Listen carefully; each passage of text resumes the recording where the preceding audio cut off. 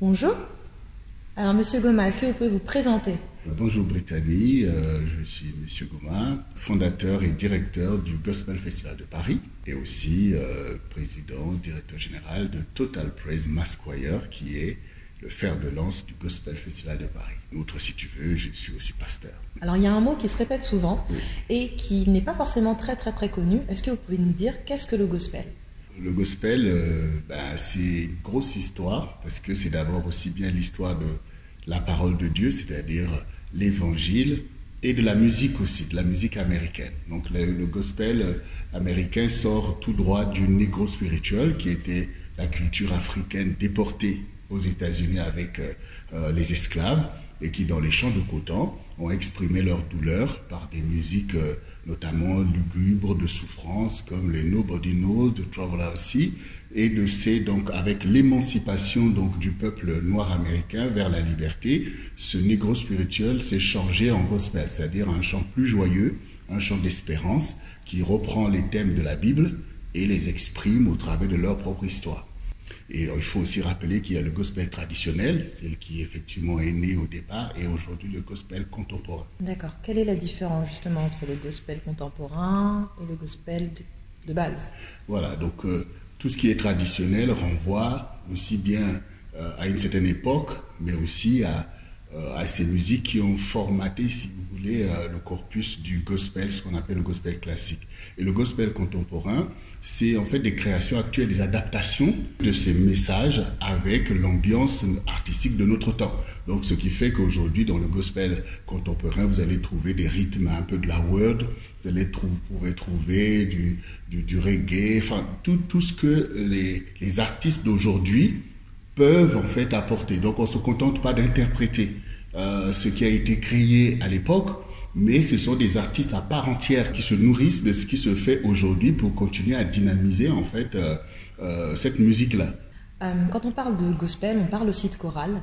Oui. Et quand on parle de chorale, de gospel, et qu'on l'ajoute à Monsieur David Goma, on pense à Total Praise Mass Choir. Est-ce que vous pouvez nous en parler?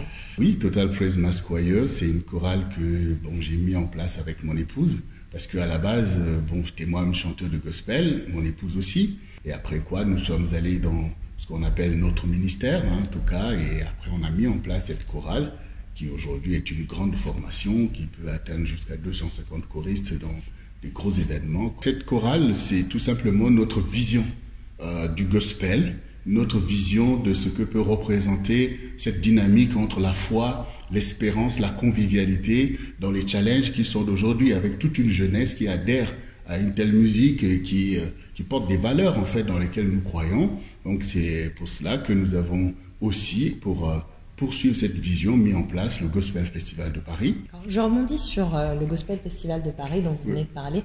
Est-ce que vous pourriez nous en toucher deux mots? Qu'est-ce que le Gospel Festival de Paris? Où est-ce que ça se passe? Qui sont les invités? Enfin, donc c'est quand même une histoire qui a commencé il y a longtemps, notamment 2003-2004, c'est là qu'on a commencé. Ce festival a déjà écrit son histoire en lettres d'or, puisque en 2006 notamment, nous avons fait un gros événement au Gros Dôme de Villebon avec Kirk Franklin. C'est là qu'il y a eu vraiment une grosse explosion du gospel ici sur la place de Paris, et on a poursuivi avec toujours des pointures du gospel américain, parce que dans le principe, c'est toujours un casting entre aujourd'hui ce qu'on peut appeler la plus grande formation de gospel en France avec les pointures du gospel américain.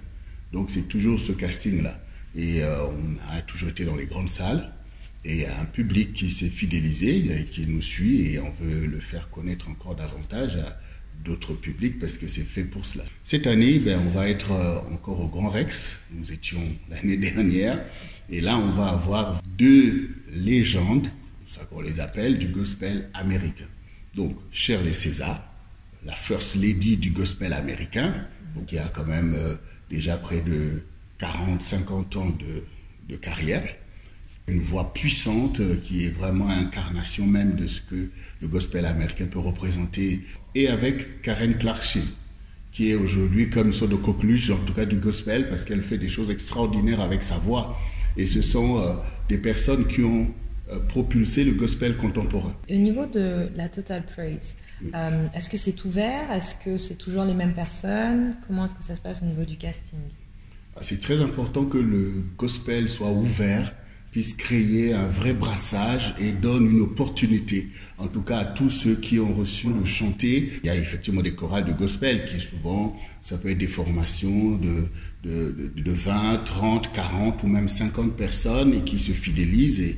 Mais nous, on était partis sur quelque chose de plus ouvert. Donc, il y a des castings qui se font toujours, qui permettent à des nouvelles personnes de venir. Ça perd toujours un renouvellement. Donc, on se challenge nous-mêmes en allant dans ce concept. Il me semble que vous organisez aussi d'autres événements hormis le Gospel Festival. Est-ce que vous pourriez nous en parler? Nous sommes fondateurs d'un ministère qu'on appelle CRC, c'est-à-dire Centre du Réveil Chrétien. Nous avons par exemple le domaine de la danse. Là, nous faisons un événement qui s'appelle Caradance, où il y a la danse liturgique, c'est-à-dire beaucoup de groupes qui se créent trouvent là aussi l'opportunité de s'exprimer. Et nous avons plein d'autres événements, comme des événements pour les jeunes. Nous ne nous limitons pas, mais nous voulons au contraire contribuer, apporter ce que nous avons reçu à la dynamique actuelle. Nous sommes dans des temps où la société est en train de changer. Il est important que chacun y contribue. D'accord. Donc il y a le Caradance, le Gospel Festival, Caribbean Gospel Festival. Ça, c'est la traduction du Gospel Festival de Paris dans la Caraïbe, notamment à la Martinique. Et où nous en sommes là maintenant, ça va être à la 11e édition. Donc c'est un événement qui est aussi très très fort là-bas. Et d'ailleurs, pour ne rien cacher, là-bas cette année, on va avoir Donnie McClurkin. Wow. Donnie McClurkin avec Total Praise à la Martinique, notamment à Tropica Triomphe. Ce sera quand? Ça, c'est le 5 octobre. Donc c'est là. Oui, dans quelques semaines. Exactement. D'accord. Donc du coup, le 5 octobre, on a cet événement. Et il me semble que fin octobre, on en a un autre dont on a parlé tout à l'heure. Alors là, c'est le 26 octobre au Grand Rex. C'est le Gospel Festival de Paris avec Shirley César, Karen Clark-Shield et Total Praise Mass Choir. Il faut penser une formation à peu près de 150 choristes et musiciens sur la scène mythique du Grand Rex.